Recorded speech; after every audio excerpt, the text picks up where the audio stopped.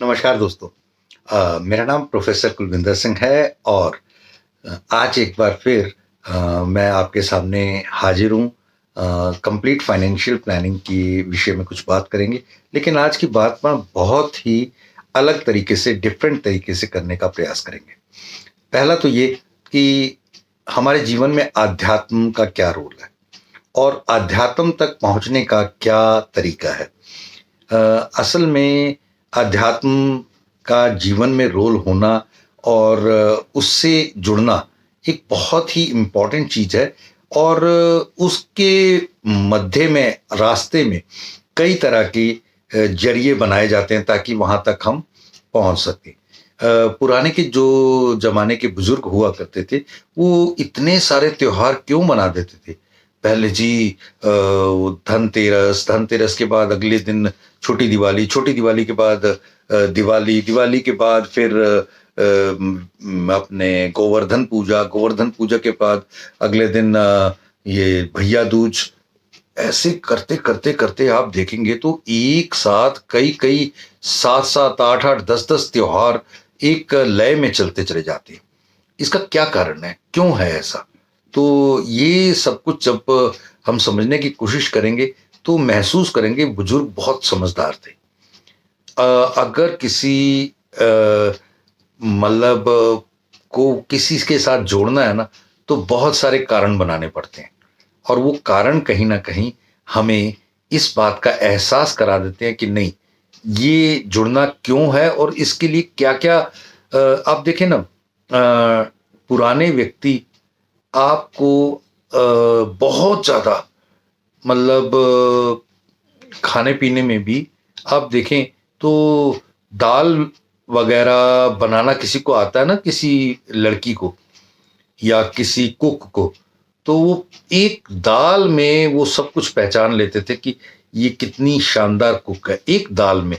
और लिमिटेड मसाले दिए जाते थे कि भाई ये गिनती की तीन चार पांच आइटम्स हैं, इनमें से आपने दाल बनानी है। और या फिर गिनती की चार चीजें देके बोलते थे चाय बनानी है। आज भी किसी को चाय बनाने का अच्छी चाय बनानी पता लग जाए कि भाई चाय कैसे बनाते हैं, तो बहुत कुछ उसके जीवन के बारे में पता लग जाएगा। चाहे आप 50 जगह पी लो, 50 जगह में वो स्वाद हर बार नहीं आएगा जो पहली बार आया था।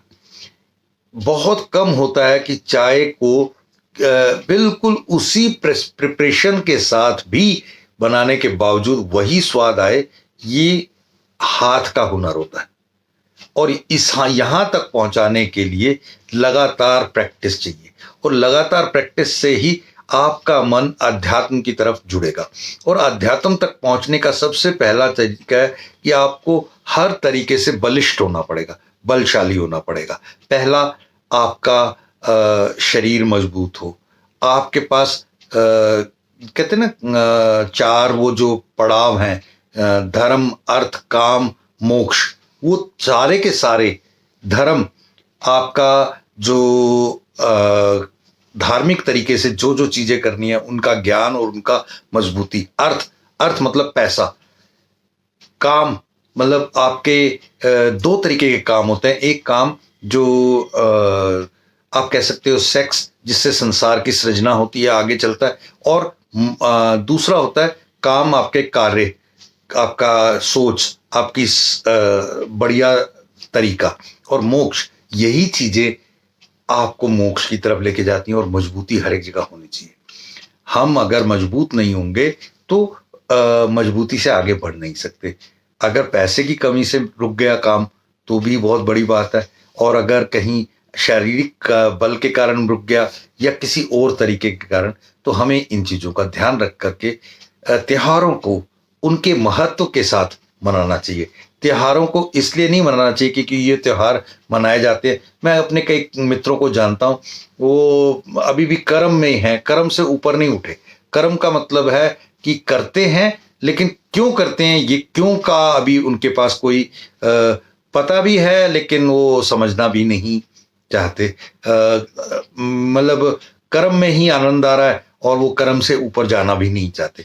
चलिए, हर एक की अपनी अपनी स्थिति है, लेकिन हमें कंप्लीट फाइनेंशियल प्लानिंग में अगर अच्छा कहीं बहुत दूर तक पहुंचना है जीवन में और जीवन के बाद भी, तो हमें अपने आप को सेविंग्स और उनके जरिए से अपनी मजबूती को बहुत जरूर दूर तक पहचानना पड़ेगा।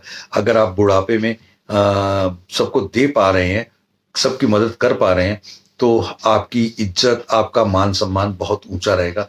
यदि उस समय आप किसी से ले रहे हैं, तो समझ लीजिए कहीं ना कहीं आपको वो मान सम्मान, इज्जत शायद ना मिले जो ऐसे करने में थी, अब ऐसे करने में वो रहेगी नहीं। बस इतनी सी अध्यात्म है हमारे इस पूरे जीवन का। Thank you. जय हिंद।